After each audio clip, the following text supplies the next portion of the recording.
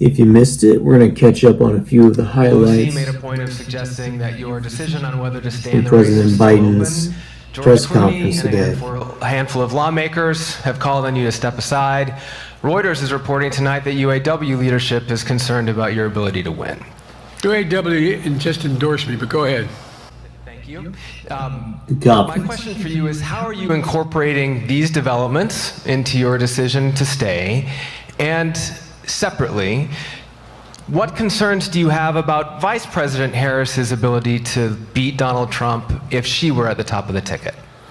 Look, I wouldn't have picked Vice President Trump to be vice president, but I think she was not qualified to be president. So let's start there. Number one. The fact is that the Number one, Vice consideration President Trump. is that I think I'm the most qualified person to run for president. I beat him once, and I will beat him again. Secondly, the idea, I served in the Senate a long time. The idea that senators and congressmen running for office worry about the ticket. He got is some not unusual. phlegm stuck in his And I throat. might add, there were at Like least me. 5 presidents I actually running empathize for with the president a lot incumbent because who had lower numbers than I had. I don't know if it's allergies or what, but I've got some stuff going on later too. in the campaign. So there's a long way to go in this campaign. And so I'm just going to keep moving. And because, look, I got more work to do. We've got more work to finish. There's so much, we've made so much progress. Think about it. Think about where we are economically relative to the rest of the world. Name me a world leader who wouldn't want to trade places with our economy. We've created over 800,000 manufacturing jobs, 1.5 A lot million. of the same lines. I mean, which is normal for politicians to do. We got more to go. Working class people It's just still the have delivery no job. that feels very Corporate greed off. is still large. The prices, the corporate profits have doubled since the pandemic. They're coming down, and so I'm optimistic about where things are going. Danny Kemp, AFP. And here comes Danny. I'm Danny Thanks. boy. Thank you, Mr. President. I wanted to ask you about your, you mixed up President Zelensky and Putin earlier today. And you now have sort of your key allies, including the British Prime Minister, the President of France, the German Chancellor having to step in and make excuses for you on that. And officials here are saying off the record that your decline has become noticeable. Hasn't this now, frankly, become damaging for America's standing in the world? Thank you. Did you see any damage to our standing in my leading this conference? Have you seen a more successful conference? What do you think? And the Putin piece, I was talking about Putin, and I said, and now, at the very end, I said, here, I mean, Putin, I said, no, I'm sorry, Zelensky. And then I added 5 other names. Look, guys, the idea, anybody suggests that we haven't had an incredibly successful conference. How many times did you hear in that conference, I don't know if it sounds too self-serving, but other leaders, heads of state, in thanking me, saying the reason we're together is because of Biden, because Biden did the following. Look, folks, this is well, anyway, I thought He it was says the most anyway, successful why? conference I've attended in a long It's like time. when he runs out of words, he likes to Find say me anyway. a world leader who didn't think it was. Next one. How can you I mean, I reassure do the that too American people, sometimes, but he that doesn't. you are up to the task and that there won't be more bad nights at a debate stage or somewhere else? First thing about Zelensky asking for the ability to strike deep into Russia. We've allowed Zelensky to use American weapons in the near term and the near or abroad into Russia. Whether or not he should be attacked. For example, should Zelensky, he's not, but if he had the capacity to strike Moscow, strike the Kremlin, would that make sense? It wouldn't. The question is, what's the best use of the weaponry he has and the weaponry we're getting to him? I've gotten a more long-range capacity as well as defensive capacity. And so our military is working. I'm following the advice of my commander-in-chief, the chief of staff of the military, as well as the Secretary of Defense and our intelligence people. And we're making a day-to-day basis on what they should and shouldn't go, how far they should go in. That's a logical thing to do. Second question related to Bad nights, sir. How can you reassure the American people that you won't have more bad nights, whether they be on a debate stage or on some matter of foreign policy? Well, I tell you what, the best way to assure them is the way I assure myself.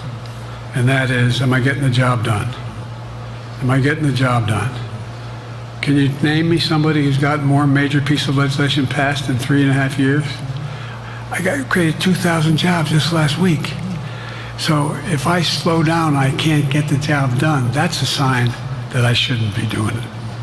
But there's no indication of that yet. None.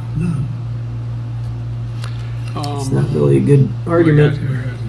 Not really a good argument. There's lots of indications, Mr. President. Merrick, Pulaski Radio. Thank you, Mr. President. How are you? I'm well. The elections in the US have consequences around the world.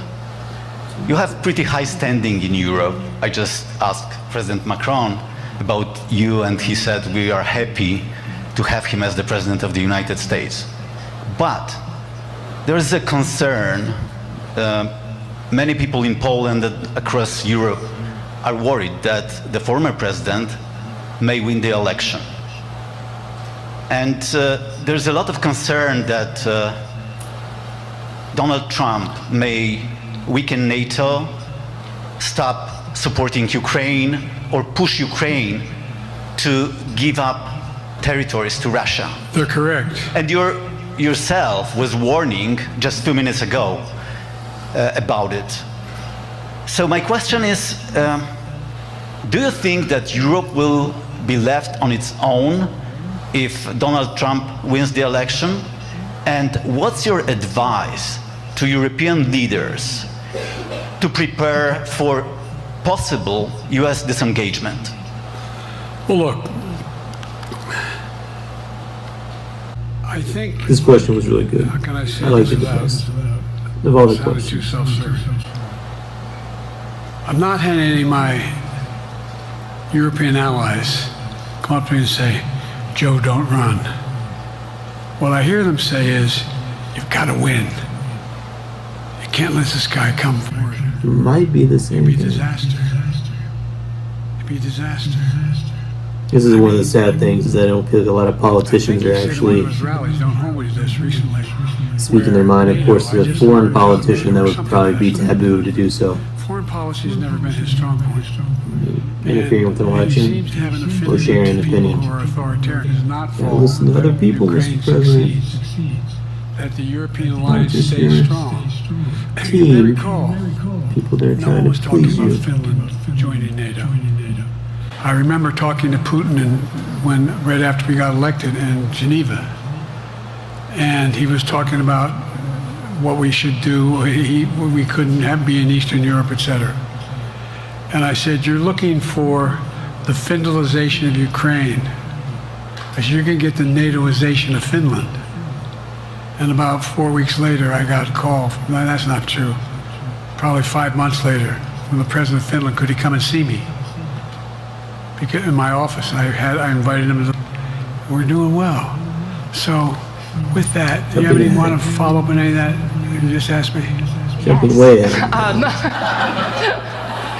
You earlier explained confidence in your vice president. Yes. If your team came back and showed you data that she would fare better against former President Donald Trump, would you reconsider your decision to stay in the race? No, unless they came back and said, there's no way you can win. Me. Which is, No you one's know, maybe saying he'll do that. so. No poll says that.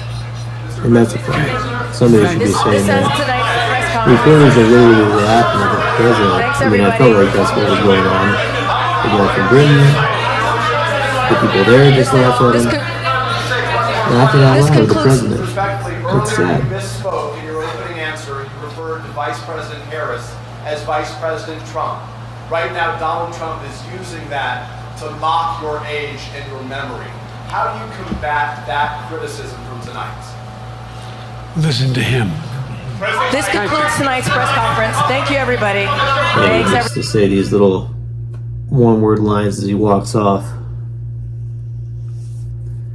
And he just said, listen to my opponent. Which a lot of people seem to be doing right now. He could possibly beat Trump, but definitely looks like there's a lot of pushback against him right now, and I don't think this press conference helped all that much. What do y'all think?